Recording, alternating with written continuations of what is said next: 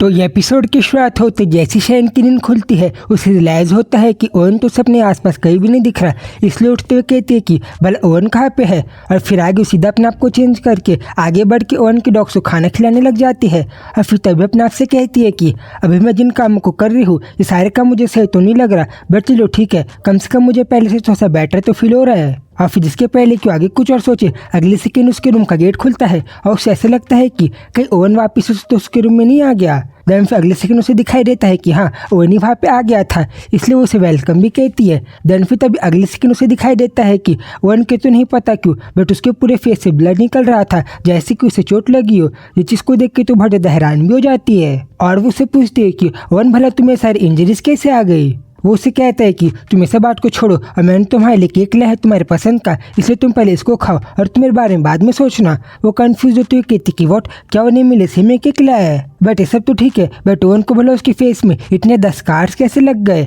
और क्या किसी ने ओवन के ऊपर अटैक तो नहीं किया है। और अभी तो मुझे ऐसा भी लग रहा है कि मुझे तो ओवन के पास से बहुत ज़्यादा अल्कोहल की स्मेल आ रही है। और उसे कहती है कि ओवन तुम ऐसा बात को छोड़ो और मुझे ऐसा लग रहा है कि मुझे तुम्हारे फेस को हिल करना पड़ेगा और मुझे तुम्हें थोड़े से स्टिचेस भी देने पड़ेंगे। वो कहता है कि हाँ शायद यही तो रीज़न है जिसके कारण मैंने अपने फेस में इतने सारे अल्कोहल को लगा लिया है, क्योंकि मुझे पता था कि जैसे तुम्हें अल्कोहल की स्मेल आएगी तुम्हें तो पहले से बहुत ज़्यादा बेटर फील होगा और तुम तो बहुत ज़्यादा शर्माने लग जाओगी। और उसके साथ तो वैसे ही होता है और हम देख पाते हैं कि वो इनके बात को सुन के ही शैन तो बहुत ज़्यादा ब्लश करने लग जाती है। देन फिर शैन उसे कह के कि ठीक है वन, तो मैं तुम्हारे लिए फर्स्ट एड किट लेके आती हूँ। वो वहाँ से आगे बढ़ने लग जाती है, बट जिसके पहले कि उस सामान को लेने के लिए जाए वन तो सवे पे रुक जाता है और आगे उसे जल्दी से अपनी ही जगह में बैठा के उसे आगे कहता है कि तुम्हें सब कुछ छोड़ो और तुम मुझे बताओ कि शैन तुम्हें जो फीवर था क्या तुम्हारा फीवर गायब हुआ। वो कहती है कि हाँ वन, मुझे भी पहले से बहुत ज़्यादा बेटर फील हो रहा है। वो अच्छा ऐसा है क्या, तो फिर अगर यही बात है तो फिर तुम मेरे बारे में छोड़ो और तुम पहले केक को खाओ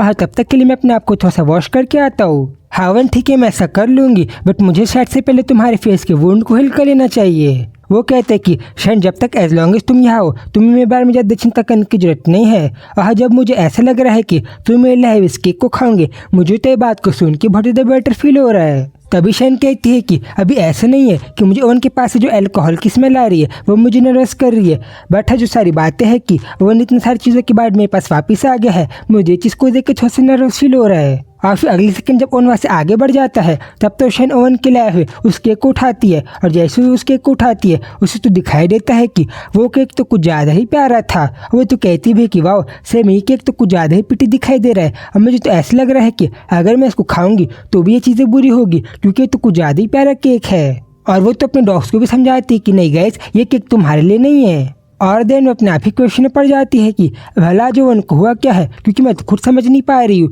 कि भला वन के मन में आजकल चल क्या रहा है, क्योंकि मैंने तो वन को कभी भी पहले किसी बच्चे को ऐसे कैंडी देते हुए नहीं देखा। वो तो उस टाइम बहुत ज़्यादा प्यार से स्माइल कर रहा था और उस सब चीज़ों के बावजूद भी अब ये देखो वन ने तो मेरे कितने देर प्यार से एक बहुत ज़्यादा प्यारे केक को लाया है, जिसके को खाते हुए मुझे ऐसा लग रहा है कि मुझे तो इस प्यारे केक को नहीं खाना चाहिए और ऐसे बस देखते रहना चाहिए। और सही में क्या ओवन ने आउट ऑफ द वे जाके मेरे लिए केक को लाया और उसने अपने बारे में नहीं बल्कि उसने पहले मेरे बारे में सोचा। जो सा चीज़ तो सही में दिखाई देती है कि ऐसा चीज़ तो ओवन के कैरेक्टर को सूट कर रही है, जो इतना ज़्यादा अच्छा लड़का है। और मैं तो भी खुद क्वेश्चन में हूँ कि भला ओवन में रिलेशनशिप भला असली में किस टाइप की रिलेशनशिप है और भला हम दोनों दूसरे के क्या लगते हैं। और पहले तो मैं अपनी लाइफ को कम्प्लीटली अपने आप ही जीती थी और चाहे मेरी लाइफ में कितने भी पेन आ जाए और मैं कितने भी दर्द में रहूँ, बट मैं तो सारी चीज़ों को अकेले ही हैंडल करती थी। और तब तो मेरे पास ऐसा कोई भी इंसान नहीं था जिसके पास मैं लीन ऑन कर पाऊँ और जो कि मुझे सहारा दे पाए। बट अभी देखो उसी पूरे डार्कनेस के बीच में नहीं पता बट कैसे सडनली ओवन मेरे पास आ गया, इस बारे में तो मैं कभी सोच भी नहीं सकती थी।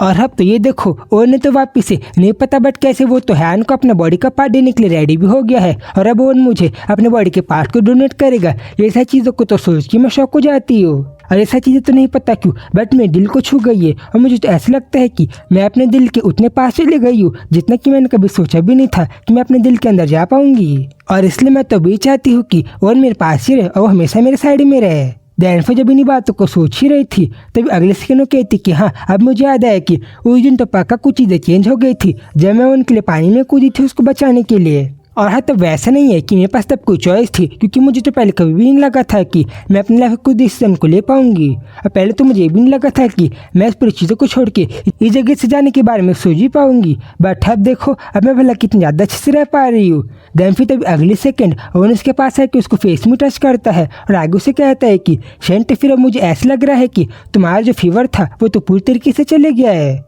और ओवन के काइंड बिहेवियर को देख के तो शैनी ब्लश करने लगी थी। देन उसी को देखते हुए कहती है कि मुझे तो पहले अपनी लाइफ में कभी भी ऐसा नहीं लगा था कि मैं अपनी लाइफ के ऐसे पॉइंट में रीच कर जाऊंगी जहाँ पे मुझे लगेगा कि कोई लड़का मेरे लिए मेरे लाइफ पार्टनर की तरह सही है और मेरे लिए कोई लड़के का राइट पर्सन है। और जब वो ऐसी देख रही थी तभी ओवन कहता है कि शायद मुझे तो ऐसा लगा था कि मैंने अपने आप को अच्छे से वॉश कर लिया है, तो भले ऐसा चीज़ों के बावजूद भी तुम भला मुझे ऐसे क्यों घूर रही हो। वो कहती कि नहीं ओवन, ऐसा बिल्कुल भी कुछ नहीं है, मैं तो बस तुम्हें ऐसी देख रही थी। वो उसके पास आके कहता है कि अच्छा ऐसा है क्या, बट तुम मुझे जिस तरीके से देख रही थी मुझे तो ऐसा लग रहा था कि तुम मुझे किसी केक की तरह देख रही हो, वो भी बहुत ज़्यादा हंग्री फील करते हुए। वो अच्छा ऐसा है क्या, और तुम्हें ऐसा लगा, ठीक है वन, तो फिर अब तुम नीचे बैठ जाओ ताकि मैं तुम्हारे वोन्स को क्लीन कर पाऊँ और मैं तुम्हें अच्छे से ट्रीट कर पाऊँ। वन भी उसके बात को मानते हुए बिल्कुल ऐसे ही करता है और उसके पास ही बैठ जाता है। जिसके बाद हम देख पा रहे थे कि पहला शेन कितनी ज़्यादा प्यार से वन की पूरी इंजरीज को ट्रीट कर रही थी। और वो कहती भी है कि मैंने तो ओवन से ऐसा कहा था कि वो नीचे ही बैठ जाए, बट ये देखो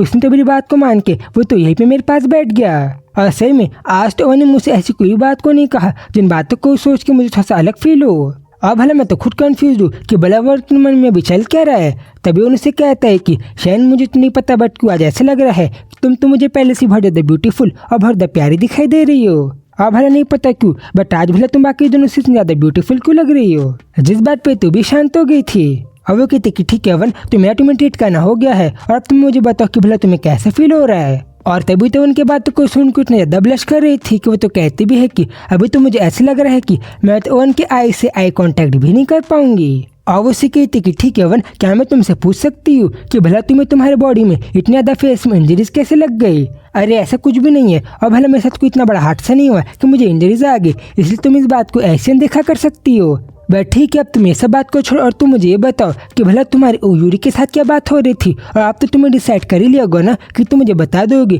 कि भला तुम यूरी के साथ क्या बात कर रही थी और यूरी ने भला तुमसे क्या क्वेश्चन पूछा था। शैन कहती कि हवन, मैं तुम्हें बता सकती हूँ। और यूरी ने मुझसे पूछा था कि क्या मैं तुम्हें छोड़ दूँ, और वो मुझसे कह रहा था कि मैं तुम्हें छोड़ के मैं अपनी जगह वापस से चले जाऊँ, और यही वो रास्ता है जिस रास्ते का यूज़ करके मैं हैन की जान को बचा पाऊंगी अगर मैं तुम्हें लीव कर दूंगी और तुम्हें छोड़ दूंगी तो। वो अच्छा ऐसा है क्या। वो उसे बताती है कि हाँ, बट इन सब चीज़ों के बावजूद भी मैं एक डिसीजन को लेने के लिए बहुत ज़्यादा हेसिटेट कर रही हूँ कि भला मैं आगे क्या करूँ। वन कहता है कि तो फिर क्या तुम मुझे बताओगी कि भला तुम्हें ज़्यादा हेजिटेशन क्यों फील हो रहा है। और मुझे तो ऐसा लगा था कि तुम्हें सब कुछ बस उस बच्चे के लिए ही कर रही हो, बट शायद से आखिर में मुझे ऐसा लग रहा है कि तुम ऐसा चीज़ें मेरे लिए कर रही हो और तुम शायद से भी कंफ्यूज हो। वो उससे कहती है कि हाँ वन, ऐसा थोड़ा बहुत हो सकता है, और पहले तो मुझे ऐसा लगा था कि मैं तुम्हें छोड़ दूंगी और मैं इस रिलेशनशिप से आगे बढ़ जाऊंगी, बट नहीं पता बट तू कैसे, मुझे तो इस बारे में बिल्कुल भी कुछ नहीं पता। वन कहता है कि अब ये तो मुझे भी नहीं पता कि भला तुम सब क्यों सोच रही थी, बट क्या अभी सही में जब तुम्हें तुम्हारा पासपोर्ट मिल गया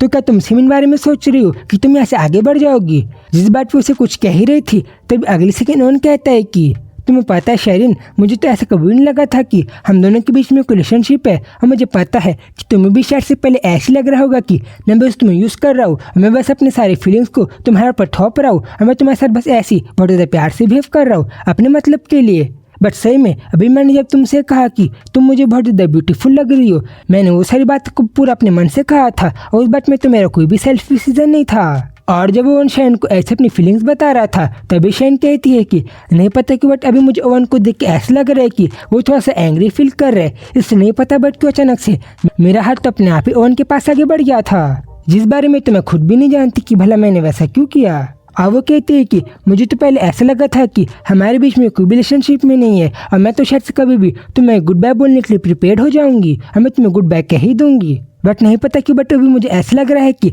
मैं अपने मुँह से तो तुम्हें नहीं कहना चाहती कि मैं तुम्हें गुड बाय कह दूँ और मैं तुमसे कह दूँ कि मैं तुम्हारे पास से जा रही हूँ। और अभी तो मैं ये होप करती हूँ कि चाहे कुछ भी हो जाए बट मैं तुम्हारे साथ थोड़ा और रुक पाऊँ और मैं तुम्हारे साथ मेरे से जितना हो पाए और मेरे से जितना हो पाए मैं तुम्हारे साथ तुम ज़्यादा टाइम स्पेंड कर पाऊँ ओवन, और मैं बस तुम्हारे साथ ही रहूँ जितना मेरे बस में हो। वो कहते हैं कि अच्छा ऐसा है शेरिन, और राइट नो क्या तुम मुझे बताओगी क्योंकि मुझे तुमसे क्वेश्चन पूछना है, तो क्या मैं तुमसे कुछ क्वेश्चन पूछ सकता हूँ। और क्या तुम सही में अभी मेरे पर ट्रस्ट करती हो। शैन थोड़ा सा रुकती है और आगे उसे कहती है कि हावन, तुम्हें मुझसे जो क्वेश्चन पूछना है तुम बिना कोई हेजिटेशन करके तुम मुझसे क्वेश्चन पूछ सकते हो, क्योंकि मैं तो सही में मैं तो तुम्हें पर बहुत ज़्यादा पूरा ट्रस्ट करती हूँ और मैं तो तुम्हें पर पूरा भरोसा करती हूँ। और शैन जैसी बात को बहुत ज़्यादा उसे प्यार से कहती है तब नहीं पता क्यों बट ये बात को सुन के तो उन बहुत ज़्यादा शौक हो जाता है, जैसे कि उसने कभी एक्सपेक्ट ही नहीं किया था कि शैन उसे एक आंसर देगी कि उसके ऊपर पूरा भरोसा करती है। और फिर तभी ओवन किसी रिएक्शन के साथ ही चैप्टर पे खत्म हो जाता है। तो गैस अब भला ओवन शैन से क्या पूछना चाहता है और आगे भले लोग कितने ज़्यादा प्यार से रहेंगे,